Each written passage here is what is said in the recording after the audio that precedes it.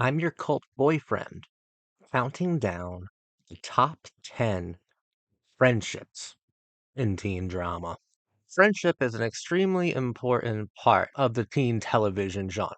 Through teen drama friendships, we're able to interact with sisterhood, with brotherhood, with camaraderie, with allegiances, and also, since it's teen drama, with betrayal, with deceit and deception. Friendships are extremely important. With bonds, we can learn so much from the friendships, and the friendships can mean so much to the story.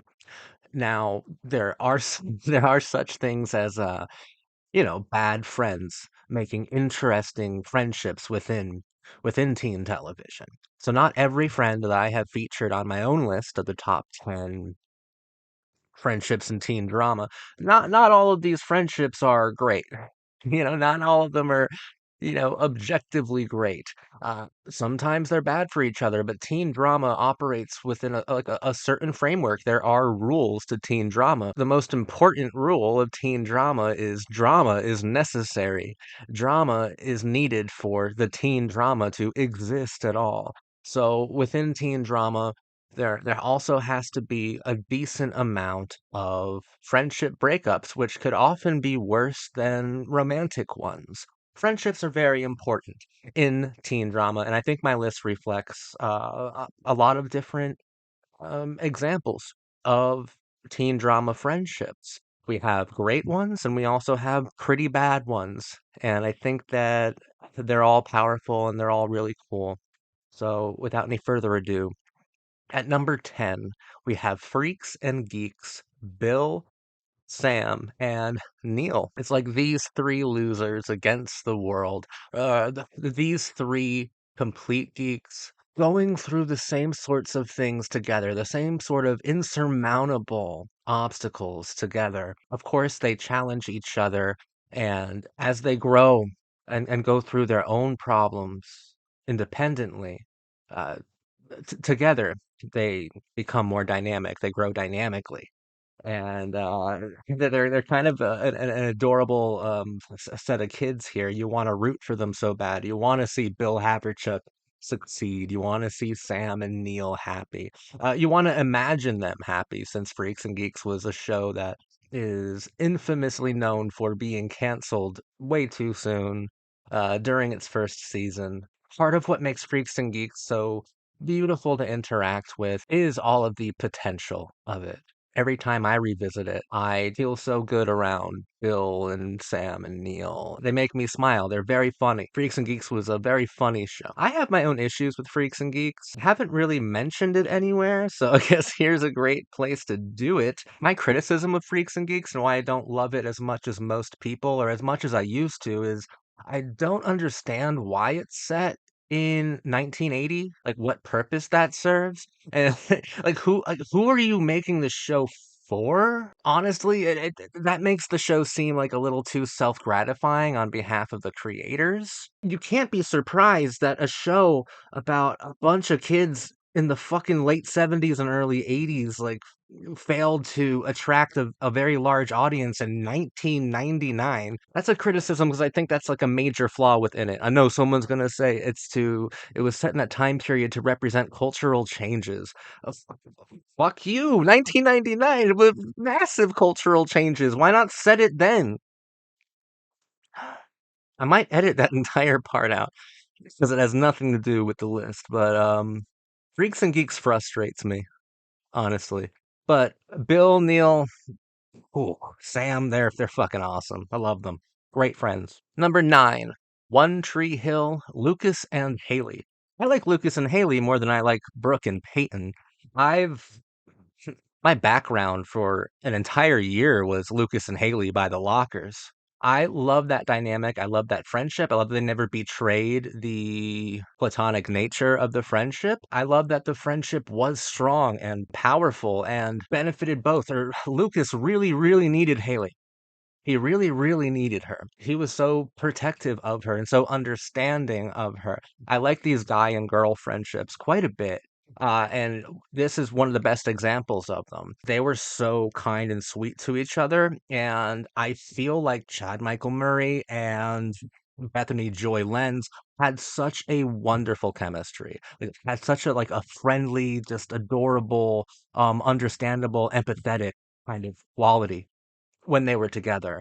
They bounced off each other so well. Their dynamics were perfectly sound, perfectly performed, and absolutely captured beautifully. What a great friendship. I love Lucas and Haley. They're my favorite friendship on One Tree Hill. Like by a long shot. There's a lot of tenderness when Lucas confides in Haley, and when Haley like confronts Lucas and makes Lucas confess to things that he's done wrong.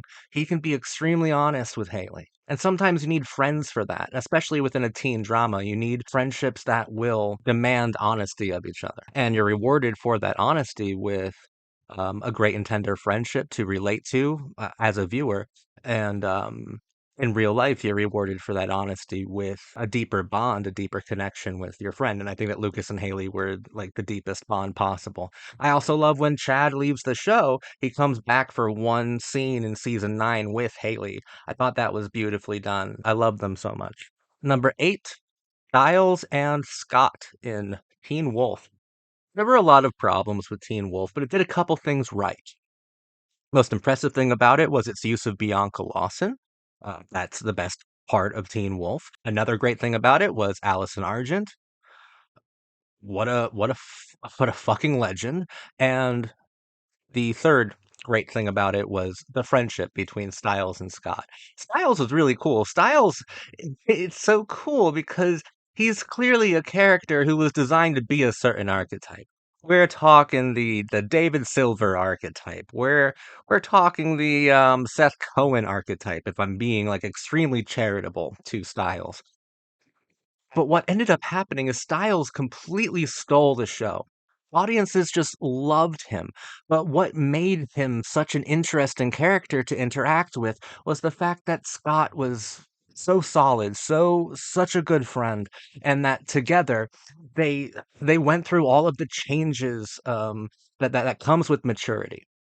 Because the werewolf metaphor is best used in masculine ways, and it's best used in coming of age stories, actually. At least that's my perception.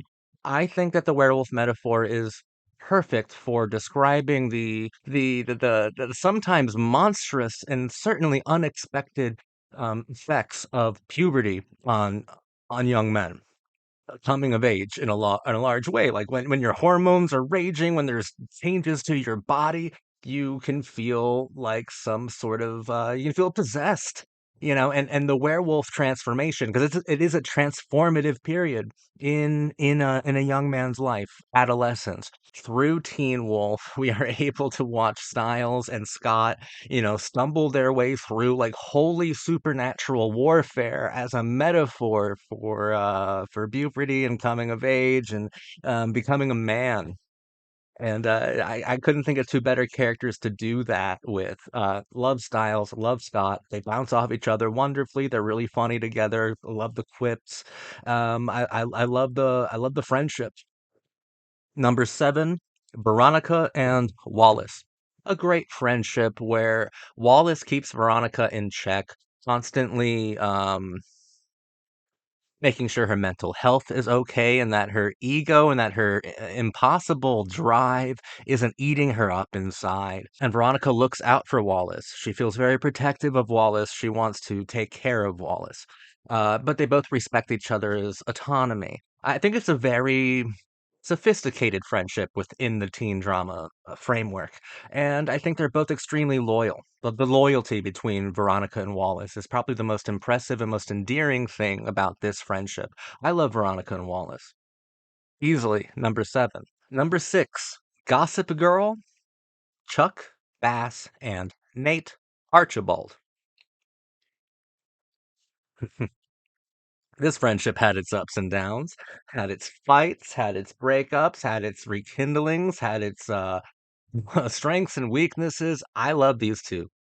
These two are wonderful together because when they're together, it's not the same, right? When Dan Humphrey's there, it's not the same because when Nate and Chuck are together, you get this sense of the doomed bourgeois in love. you get this idea of Chuck and Nate as simultaneously the last of a dying breed of class and the heirs to the throne of the Upper East Side itself, which, as the show goes on, proves to be more and more artificial, not only narratively, but sexually and spiritually. But Chuck and Nate, they have an understanding of each other. They have that understanding.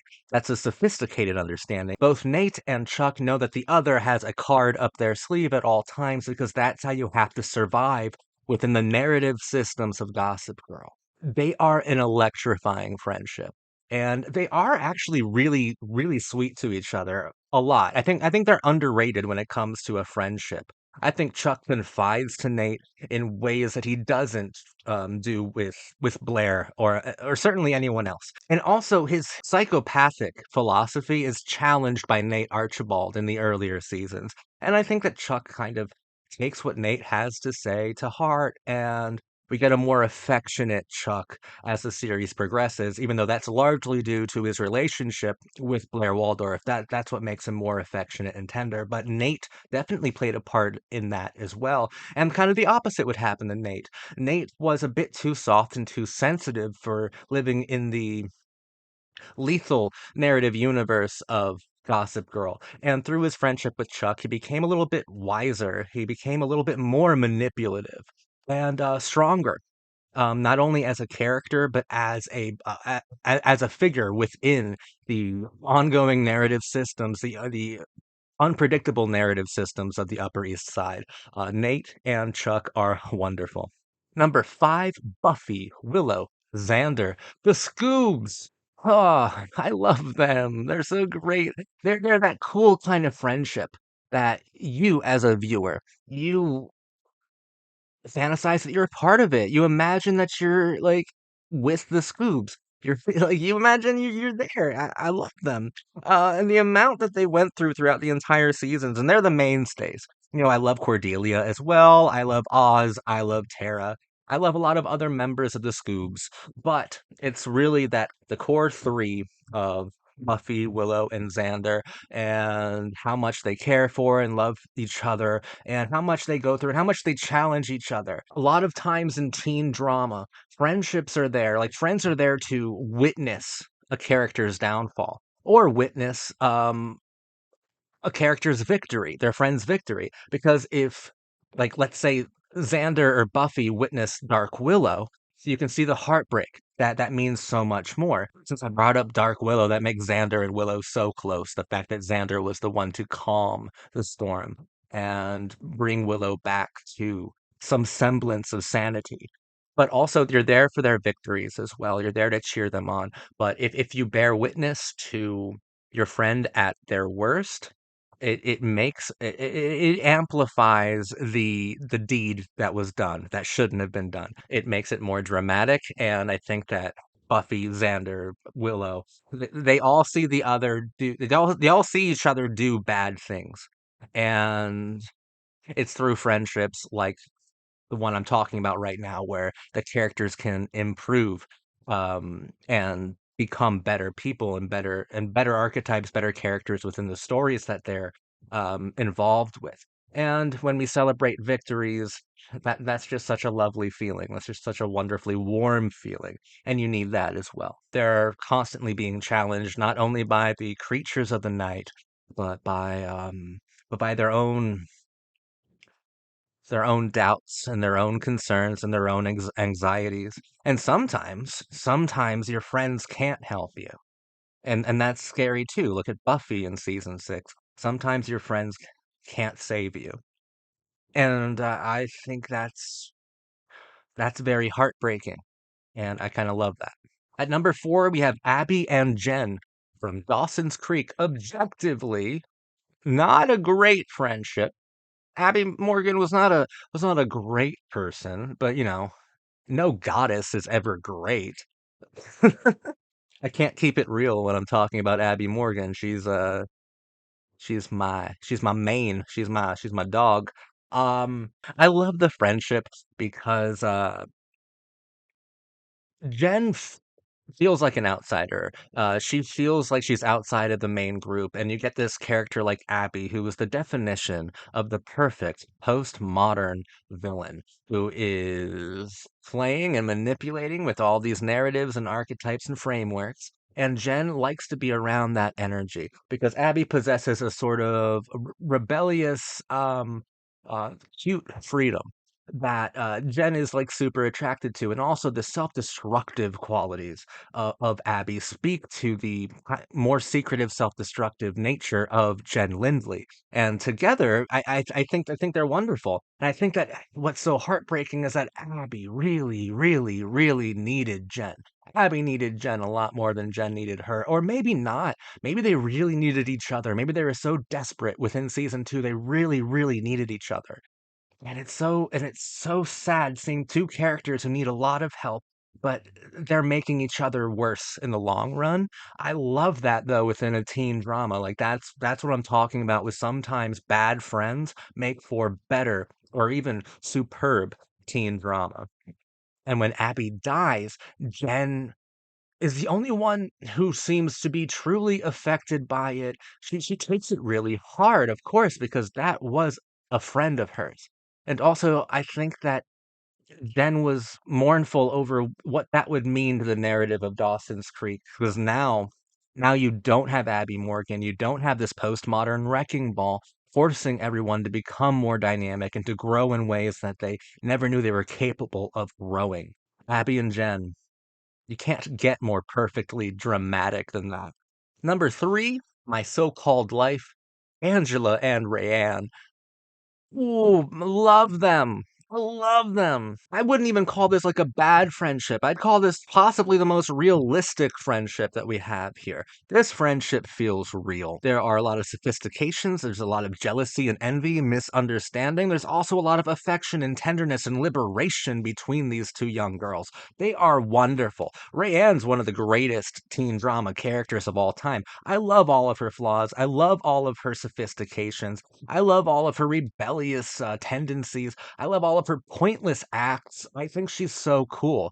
And of course, like what she represents to Angela, this girl who is suddenly finding out that the world isn't how she thought it was, and people aren't who she thought they were, and that everything kind of sucks. And then you get Rayanne, this rebel girl who can kind of liberate those more like individualistic, those more interesting, fascinating, and unique parts of Angela and really get her to come out of her shell. Angela was already like going to do that, but she needed Rayanne. Like she was attracted to Rayanne like a magnet. She was pulled into her orbit. She was inspired by Rayanne. It's what makes my so-called life so fucking heartbreaking because Angela wanted to be like Rayanne, like her perception of Rayanne, this rebellious fucking punk girl who didn't care about anything, who seemed not to care about anything or have any sort of responsibilities or any sort of moral code.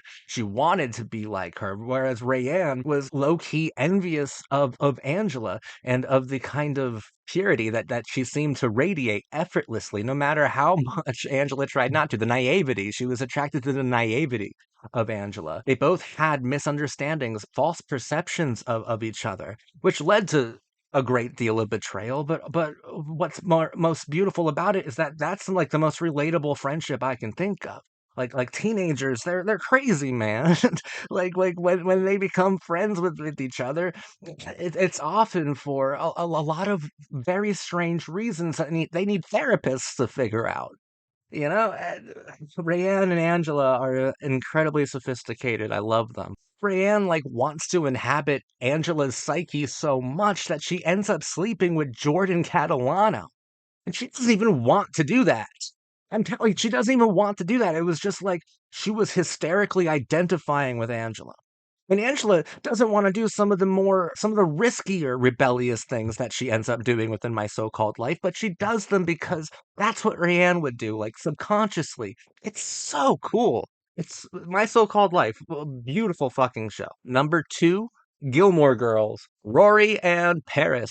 Paris, Paris, Paris. I love you, Paris. You're the best. You're the coolest. I love this friendship. I love friendships where you can tell that Like Paris is trying really hard, but there's something inside of her that limits her expressions of tenderness.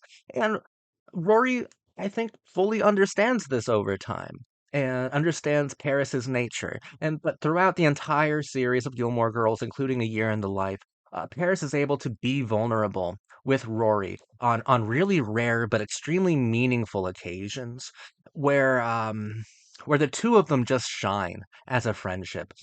And Rory is there to comfort her friend Paris, who never opens up to anyone else. There are beautiful moments between the two of them where Paris is very vulnerable. One of the most important ones is like I didn't get into Harvard because I have sex. Where Paris has that meltdown. There are a couple other moments like that where she's talking about a guy, and then I think that the largest payoff to their friendship happens in A Year in the Life, where Paris Geller breaks down in the Chilton bathroom and explains that she's always felt like this incredible invisible girl, and that seeing Tristan Dougray at the reunion triggered something uh, pitiful within her. And Rory was there. Like Paris was talking about how she feels fake and artificial and theatrical because she's carrying around a prop. She had a briefcase that was empty. Like she was just carrying it to look more important than she was, or as important as she knew that she was. Like Paris has a lot of pride, but in reality, she feels like this incredible invisible girl, and Rory understands all of that. And Rory is there for those vulnerable moments. And you must assume that Paris is never like this with anyone else. Those few vulnerable moments that we see with Paris are shared with Rory, and those are the only times that we truly see the real Paris. And of course, they had a fight that I love because it's a fucking sword fight. They fence, and Paris beats her ass, bro. Hell yeah, don't fuck with Paris Geller, dude. Also, Paris is extremely protective of Rory. Those are really sweet moments where she gives like Logan shit, where she like gives a lot of other people shit who she thinks are mad at Rory. It's really cool, and there's also the rivalry that is constantly there. It starts more antagonistically, but then it becomes more friendly as it goes on. A really interesting example of teen TV friendship, and I really love the two of them. They bring out a lot of great things from each other. I mean, Rory brings almost everything that's great about Paris out of Paris because what like at least 70 to 80% of Paris Geller's scenes are shared with Rory. So, yeah. So by default, Rory brings a lot out of Paris, but I think that Paris brings some stuff out of Rory too. I think that their friendship is more productive to the plot, to the narrative, to the emotional qualities of Gilmore Girls than like Rory and Lane. I think that Rory is challenged by Paris. I think that Rory wouldn't be half the woman that she became if it wasn't for Paris Geller constantly challenging her, constantly competing with her intellectually. I love that friendship. And now we are at number one. The number one, guys. Hmm, the anticipation. I feel like you already know what I'm gonna say though. Gossip Girl makes two appearances on this list, baby. Hell yeah, it's the greatest work of art ever made. It better make two appearances on this list. Number one, Serena and Blair. I love them. They're like the coolest in the world. For the two of them, we can engage with everything that makes the narrative systems of Gossip Girl so fascinating, so enthralling, so compelling and captivating.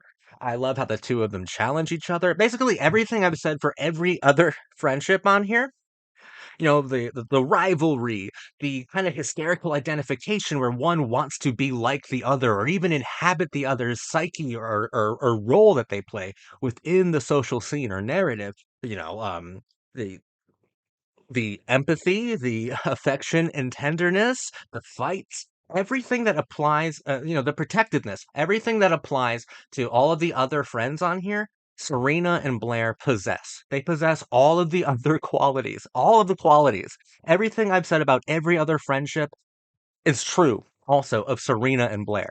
They're bad friends and great friends. They are perfect. They're perfect for teen drama. You can do an endless amount of things with these two characters, and they possess all of the greatest attributes of all of the other fucking friends that I've talked about. on this video within this list so far. All of it. And I could spend 10 minutes on each part of it, but I won't. I want you to go watch my Gossip Girl analysis videos. I love Blair and Serena. They're fucking so cool, man. Within teen drama, the friendships need to serve a certain function within the framework of the show itself, within the narrative. And Serena and Blair fucking excel. They are so great. They're like no definition, man. They are synonymous to me with teen drama. I hear teen drama and I see Serena and Blair smiling.